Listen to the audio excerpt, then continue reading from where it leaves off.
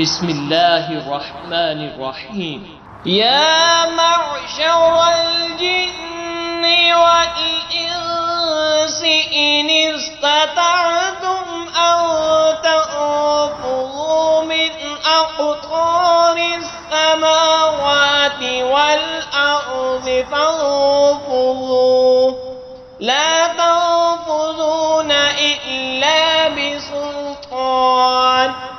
فبأي آلاء ربكما تكذبان يرسل عليكما شواظ من نار ونحاس فلا تنتصران.